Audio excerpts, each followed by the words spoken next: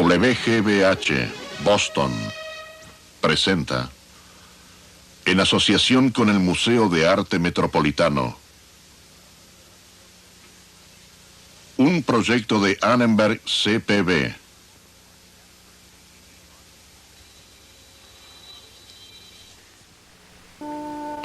Durante siglos, el Imperio bizantino sobrevivió a conflictos internos y a amenazas externas. Se convirtió en el centro del comercio mundial y en foco del cristianismo. Pero así como la religión sirvió para mantener unido al imperio, también lo separó. Hoy, la caída de Bizancio en Tradición de Occidente.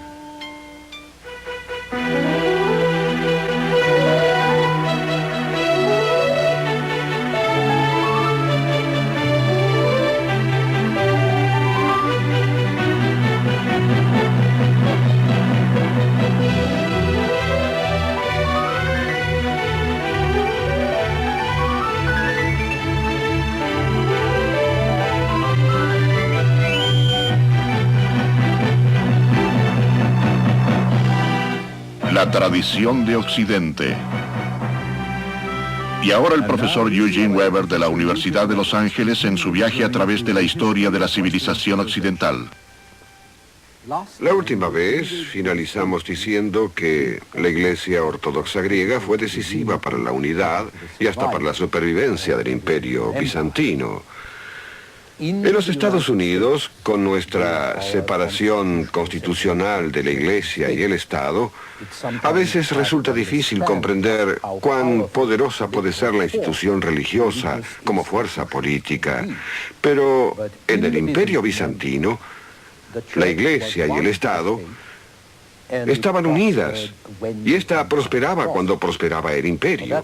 Eso la diferencia bastante de la Iglesia latina, que jamás se identificó del todo con el Estado romano. Al principio, por supuesto, fue perseguida, pero aun cuando se convirtió en religión estatal, trató de permanecer autónoma. Cuando la Iglesia de Oriente envió a misioneros como estos, ellos, no obstante, eran también embajadores del Imperio bizantino. Y los gobernantes paganos que ellos convirtieron se volvieron asimismo aliados políticos del imperio, o al menos se esperaba que lo fueran. El mejor ejemplo de esta diplomacia religiosa se produjo en el siglo IX, cuando los misioneros Cirilo y Metodio, más tarde canonizados, crearon una escritura y una liturgia que sería adoptada por los búlgaros y los eslavos de los Balcanes. En el siglo X, los eslavos de Rusia también las adoptaron. Y es por eso que hoy la escritura de los rusos se pronuncia Kirillik o, si prefieren, cirílico. La otra cara de la moneda, sin embargo, fue que el disenso religioso en el Imperio bizantino se tornó fácilmente en una división política y viceversa. La estabilidad política del imperio y hasta su unidad se vieron afectadas por disputas teológicas. A menudo se piensa que las discusiones políticas eran el deporte favorito de los bizantinos, más aún que las carreras de carros para los romanos. Pero algunas de estas disputas iban a tener pésimos resultados a largo plazo. Una de ellas fue la diferencia de larga data entre la creencia ortodoxa de que Cristo poseía dos naturalezas, humana y divina, y la creencia rival que afirmaba que Cristo no era humano y que su única naturaleza era totalmente divina. A los que creían en una sola naturaleza se los llamaba monofisitas, o literalmente dicho, uninaturistas. Los monofisitas eran especialmente numerosos en Egipto y en Siria, donde su divergencia sobre Cristo resultó ser muy útil para afirmar las diferencias políticas contra el gobierno central de Constantinopla. Y así la disputa continuó durante un par de siglos y se tornó bastante encarnizada en el siglo VII, justamente cuando más hacía falta la unidad, pues una fuerza nueva y explosiva había irrumpido en el escenario mundial. En la península arábiga había surgido un profeta. Su nombre era Mohamed. Y en pocos años reunió a las feroces y bélicas tribus árabes en una confederación consagrada a la difusión de un nuevo mensaje religioso, el mensaje del Islam. La revelación de Mohamed era que existía un solo Dios, Alá, y que Mohamed era su profeta. Había habido otros profetas, Moisés, Jesús, pero Mohamed decía que él era el último y el único que revelaría toda la verdad acerca de Dios. La religión que predicó era simple y accesible, un estricto monoteísmo sin ninguna de las complicaciones que fue desarrollando el cristianismo, un ritual recto, bastante similar al de los judíos, y relacionado con el aseo y la higiene, enfatizando las virtudes básicas como el coraje, la caridad, la hospitalidad, y con la importante promesa de que quienes murieran luchando por la fe irían directamente al paraíso, que se describía detalladamente en el sagrado libro del Islam, el Corán, y que parecía ser mucho más divertido que el paraíso de los cristianos o el de los judíos. Combinado con la fuerza militar, el mensaje del Islam demostró ser en verdad muy poderoso. En los 10 años previos a su muerte, en el año 632, Mohamed había unido a todas las tribus y ciudades de Arabia. Alrededor del 644, 12 años después de su muerte, Egipto y Libia habían caído en manos del Islam, como también Siria, Irak y Persia. Hacia fines del siglo, los ejércitos árabes habían conquistado lo que quedaba del imperio persa, habían sitiado a Constantinopla y en otros 15 años se habían extendido de India a España.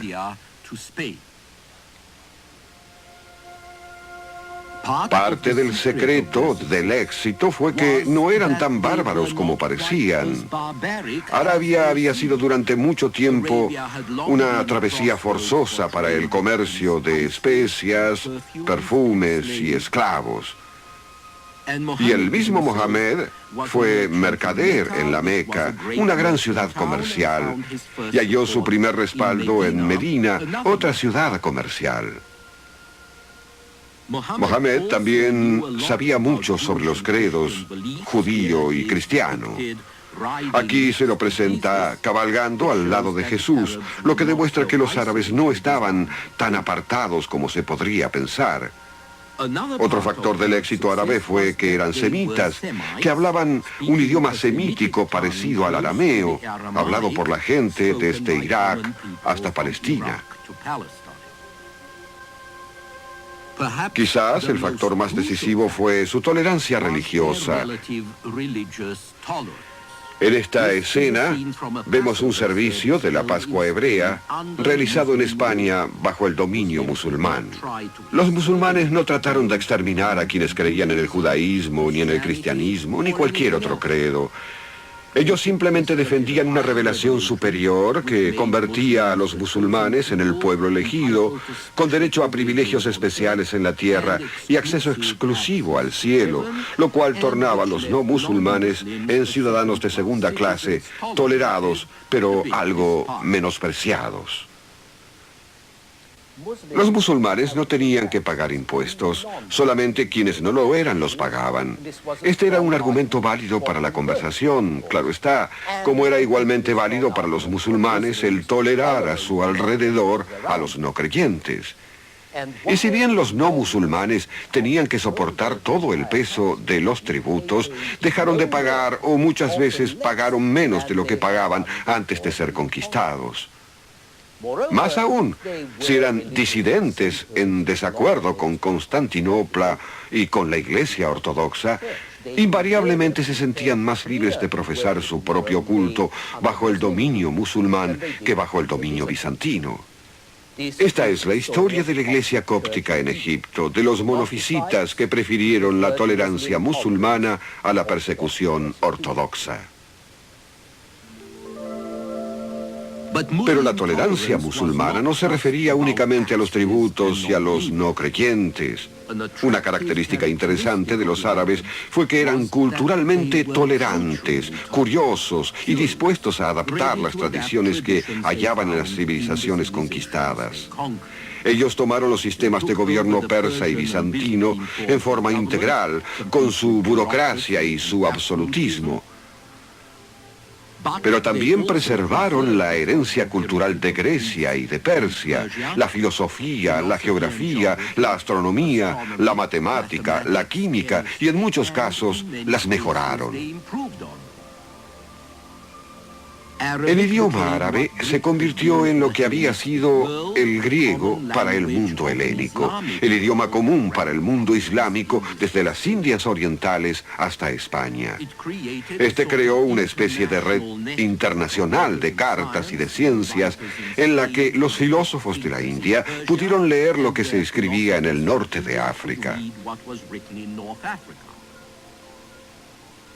Los árabes transmitían las obras de Aristóteles, a quien se lo describe aquí en el manuscrito del siglo XIII, y las obras de Platón cuando ambos estaban olvidados en Occidente.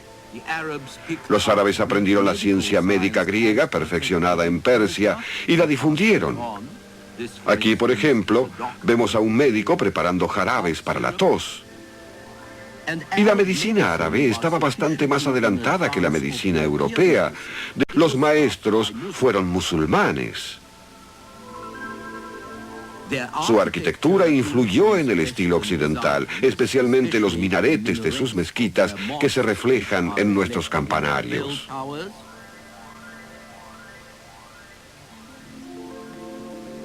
Tomaron de los hindúes lo que ahora llamamos números arábigos. Implantaron un invento chino, el papel, y por las palabras que tomamos de ellos, álgebra, alcohol, cenit, cero, podemos ver cuánto influyeron también en nuestras ciencias. El Islam fue reprimido militarmente en el siglo VIII. En el año 718, los árabes fueron paralizados en Oriente luego de ser sitiados durante un año en Constantinopla y en el año 733 fueron expulsados de la Galia por los francos. Pero su civilización influyó en la retrógrada Europa durante los siglos venideros. Un conflicto religioso con consecuencias de largo alcance fue la prolongada y amarga lucha que dividió a los cristianos entre los que adoraban a los íconos, es decir, las imágenes como estas de Abraham o David, y los que querían prohibirlas, a quienes se los llamaba iconoclastas, o sea, literalmente rompeimágenes, destructores de ellas. En este manuscrito bizantino, un grupo de obispos expresa su fuerte desaprobación respecto de una imagen de Cristo. Los íconos que representaban a Cristo, la Virgen María y diversos santos se habían convertido en objetos de adoración tremendamente populares a los que se atribuían curaciones, protección y toda clase de milagros. Nuevamente, las profundas diferencias culturales dividieron a Oriente de Occidente. Las provincias de Oriente, más cercanas a las tradiciones judías y musulmanas, fueron las que más se opusieron a la adoración de íconos. Occidente, en cambio, consideraba que la iconoclasia de Oriente era un sacrilegio y una herejía. Esto dividió al imperio durante más de un siglo, desde el 726, cuando el emperador bizantino León III ordenó destruir todos los íconos, hasta el 843, cuando al fin estos se reinstalaron definitivamente. También esto contribuyó a dividir a la cristiandad entre Roma y Constantinopla, porque el patriarca de Constantinopla apoyaba a la iconoclasia, mientras que el Papa de Roma estaba en contra. Como resultado, después del siglo VIII, los papas romanos ya no buscaron el apoyo de Constantinopla contra los bárbaros. En cambio, buscaron el apoyo de los bárbaros en la lucha religiosa contra Constantinopla. La ruptura formal en la cristiandad se produciría en el año 1054, cuando el Papa León IX de Roma y el patriarca Miguel Querularius de Constantinopla se excomulgaron el uno al otro. Eso fue cuando la división política que se había ido incrementando entre Oriente y Occidente se acentuó por la división religiosa que aún hoy persiste. Oficialmente, la ruptura se produjo debido a que cuando los romanos y bizantinos dejaron de discrepar respecto de los íconos, discreparon acerca de si los sacerdotes debían o no casarse, si debían usar barba, si el pan del sacramento debía o no tener levadura, y si el credo, la doctrina oficial de los artículos más esenciales de la fe, si el credo debía indicar que el Espíritu Santo procedía del Padre y del Hijo, o del Padre a través del Hijo. Por detrás de las diferencias doctrinales estaba también el menosprecio inmemorial de los latinos hacia los griegos y el desdén del legítimo imperio de Constantinopla hacia el advenedizo o presuntuoso imperio de Occidente, ahora gobernado por los bárbaros, y además por el simple hecho de que el imperio ya no estaba unido en ninguna forma y sus zonas se habían vuelto muy distantes, una que hablaba latín y otra que hablaba griego. El mundo mediterráneo, que en una época había estado unido por una cultura bilingüe, ahora estaba dividido en dos mitades que ya no se entendían una a la otra. Lo único que Oriente y Occidente tenían en común en los siglos VIII y IX era la concordancia de que Constantinopla era la gran urbe, la gran plaza del mercado, el centro del mundo cristiano y del mundo comercial. Constantinopla había pavimentado calles kilométricas, estaba poblada de arcadas, de galerías, llenas de tiendas innumerables, con agua corriente en todas partes, con un anfiteatro más grande que el Coliseo, en el que había 4 caballos dorados sobre el palco del emperador, que más tarde fueron robados por los venecianos para adornar el frente de su basílica. Y por sobre todo esto, la maravilla de Santa Sofía, la gran catedral que había reconstruido el emperador Justiniano en el siglo VI, luego de que la misma fuera incendiada durante un motín. El puerto estaba atestado, las ferias llenas de gente y de mercancías de todo el mundo. Como dijo un visitante en 1161, en Constantinopla predominan el alboroto y el bullicio debido a la confluencia de muchos mercaderes que, tanto por tierra como por mar, acuden de todas partes del mundo, de Babilonia y la Mesopotamia, de Media y Persia, de Egipto y Palestina, de Rusia y Hungría y del Occidente. Podemos darnos una vaga idea de cómo era esto observando hoy el lugar, u observando la arquitectura que imita el estilo bizantino, desde las cúpulas de las iglesias de Moscú hasta esta en Périgueux, Francia, y observando también Venecia, donde San Marcos, del siglo XI, es la copia de una iglesia bizantina del siglo VI, y donde muchos de los palacios tienen algo del estilo bizantino. Pero en los siglos IX y X, cuando Constantinopla era la maravilla de la cristiandad, Occidente estaba retrasado. No tenía mucho que ofrecer a Oriente a cambio de sus sedas y especias.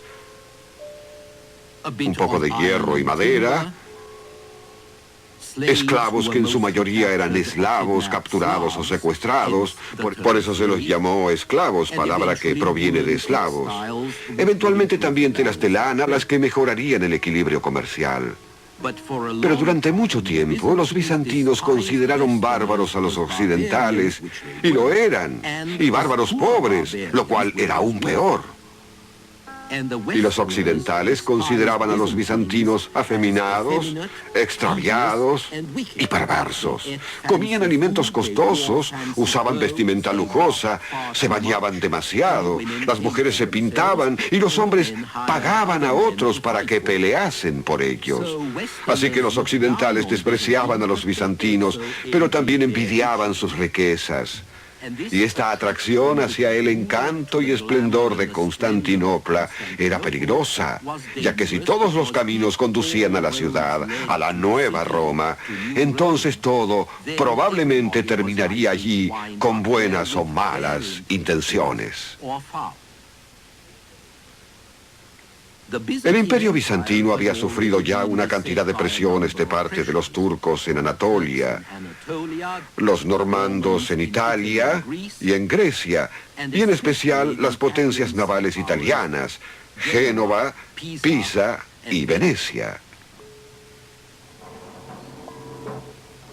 Finalmente, en 1202, Venecia convenció a unos 30.000 cruzados que no podían costear el transporte al Egipto musulmán de que conquistaran en cambio a Zara, ciudad portuaria cristiana rebelde. Los cruzados se trasladaron entonces a Constantinopla con las más endebles excusas y tomaron la ciudad en el 1204. Aquí vemos la reproducción del hecho en una obra realizada mucho después. Y esta es Venecia, que fue la principal beneficiaria cuando el Imperio Bizantino, con su riqueza y su comercio, cayó en poder de Occidente. Fue Venecia la que siguió dominando al Mediterráneo oriental, y la sombra del Imperio Bizantino, que sobrevivió, desapareció en 1453, cuando los turcos dieron el golpe de gracia, conquistando Constantinopla. Podemos imaginarnos entonces lo difícil que fue para el pueblo de Constantinopla vivir en un pote de miel cuando la tierra estaba llena de avispas. Hacia fines del imperio, la vida del romano oriental promedio era una vida de terror.